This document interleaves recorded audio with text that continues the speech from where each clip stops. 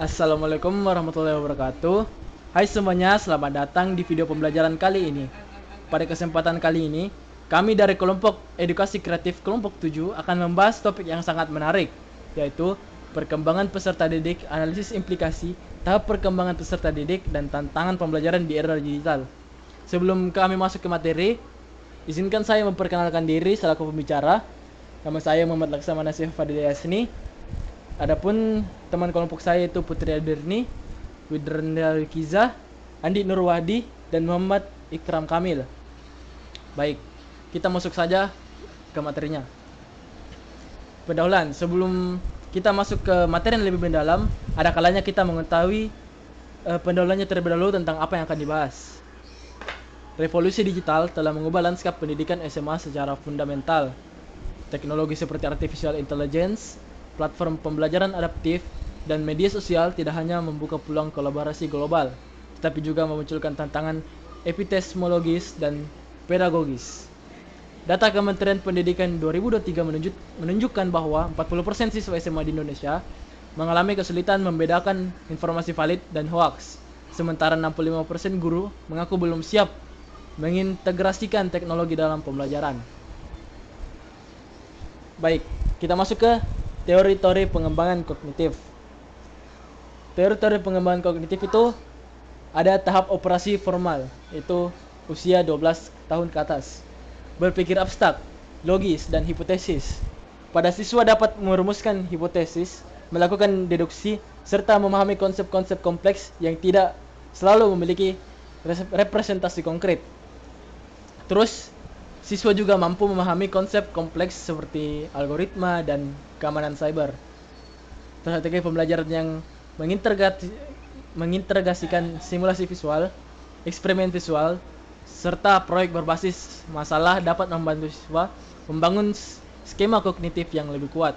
Terus ada implikasi dalam pembelajaran digital, yaitu siswa mampu memahami konsep kompleks seperti algoritma dan keamanan cyber. Ketimpangan ini menegaskan bahwa literasi digital tidak hanya memerlukan penguasaan keterampilan teknis, tetapi juga pemahaman mendalam terhadap prinsip-prinsip yang mendasarinya. Terus ada teori sosial konstruktivisme dari Vygotsky. Yang pertama itu ada Zone of Proximal Development atau disingkat dengan ZPD. Teori Vygotsky melengkapi pendekatan Piaget dengan menekankan pentingnya interaksi sosial dalam pembelajaran. Konsep Zone of Proximal Development (ZPD) menunjukkan bahwa siswa dapat mencapai pemahaman yang lebih mendalam dengan dukungan dari guru atau teman sebaya melalui scaffolding. Nah, kita pindah ke scaffolding.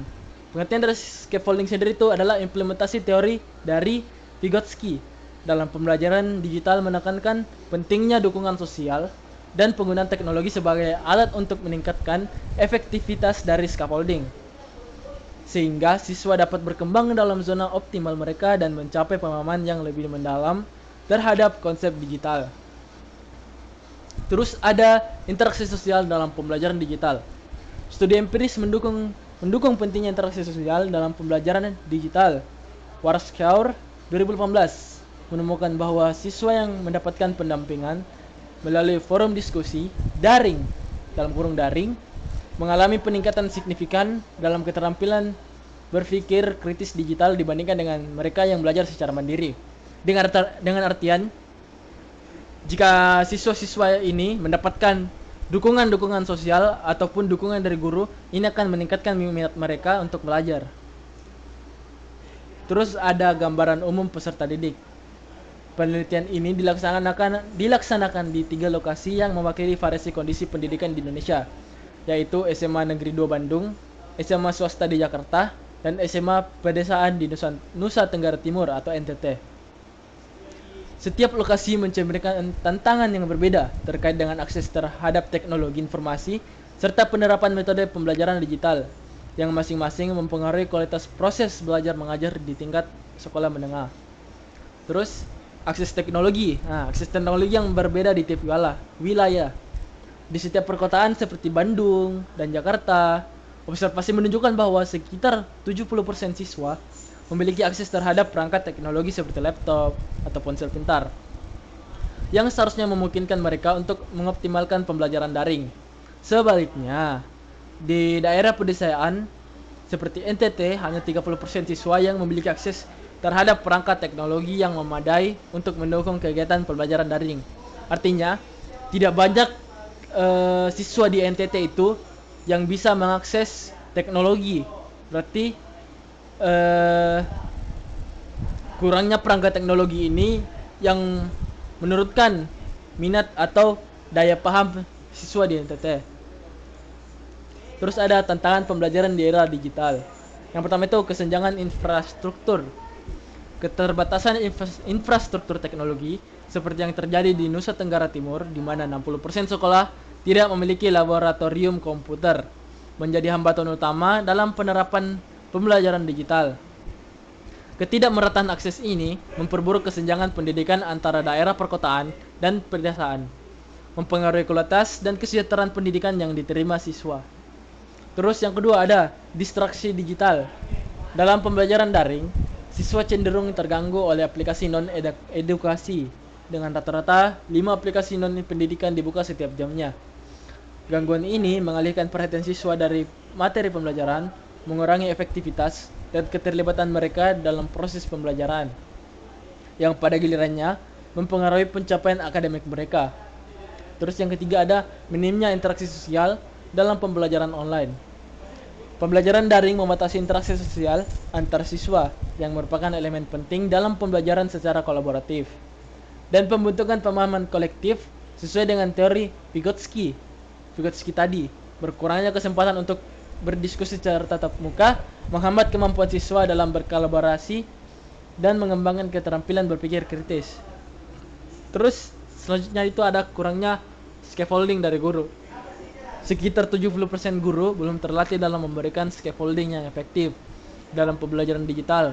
Tanpa bimbingan yang tepat, siswa kesulitan menguasai keterampilan teknis dan konsep-konsep yang lebih kompleks, seperti pemrograman dan analisis data. Keterampilan pengajaran berbasis digital bagi guru perlu ditingkatkan untuk mendukung perkembangan kognitif siswa secara optimal. Terus, kita juga perlu mengidentifikasi tahap perkembangannya. Yang pertama itu ada siswa SMA berada di tahap operasional formal, piaget. Di tahap ini tuh siswa itu bisa memahami konsep-konsep yang kompleks tapi tidak memiliki representasi konkret.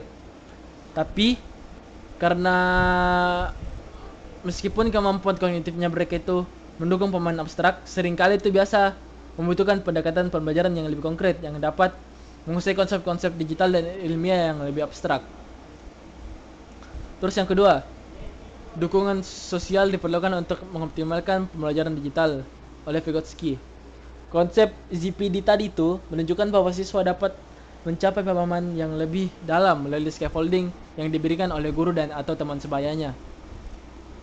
Berarti kemampuan berpikir murid itu bisa digantung dari scaffolding yang diberikan oleh orang-orang sekitar atau dukungan sosialnya. Terus ada implikasi terhadap pembelajaran.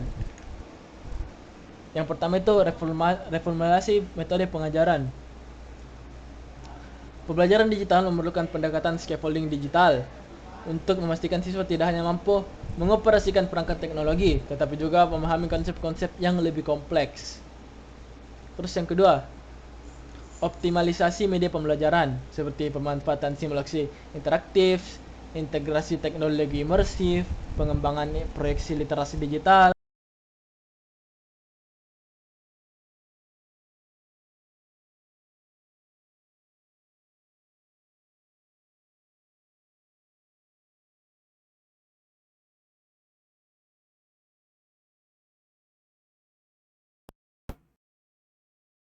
Optimalisasi media pembelajaran seperti itu tadi, pembelajaran simulasi interaktif, integrasi teknologi imersif, pengembangan proyeksi literasi digital, ya seperti itulah optimalisasi media pembelajarannya. Terus yang ketiga, penguatan kolaborasi dan interaksi akademik. Diperlukan model pembelajaran hybrid yang mengintegrasikan pembelajaran daring dan luring secara efektif. Seperti model flip classroom, di mana siswa mempelajari materi melalui video instruksional sebelum sesi tatap muka. Terus ada penggunaan platform interaktif seperti Padlet, Miro, dan Google Jamboard. Terus ada proyek berbasis studi kasus yang memungkinkan siswa untuk bekerja dalam kelompok untuk menganalisis permasalahan nyata terkait dampak teknologi terhadap masyarakat. Terus ada strategi pembelajaran. Seperti yang dikatakan tadi itu, salah satunya yaitu scaffolding digital berbasis teori Vygotsky. Fase 1 itu demonstrasi dan struktur terarah. Fase 2 kolaborasi dan bimbingan sebaya. Fase 3 implementasi mandiri dengan umpan balik berkelanjutan. Yang kedua, pendekatan konkret abstrak berbasis teori Piaget, eksperimen virtual interaktif, integrasi realitas virtual, VR atau augmented reality atau AR. Terus kolaborasi hybrid, integrasi digital dan tatap muka seperti model classroom yang diperluas, penggunaan platform interaktif dan proyek berbasis kasus studi. Contoh penerapan dalam kelas itu seperti teori Piaget dan Vygotsky. Berikut beberapa rekomendasi yang dapat diterapkan oleh pendidik yang mendesain dan mengimplementasikan pelajaran digital dengan efektif. Peningkatan kompetensi digital pendidik, implementasi scaffolding digital, penguatan literasi digital dan berpikir kritis, meningkatkan interaksi dan kolaborasi, pemanfaatan teknologi yang inklusif.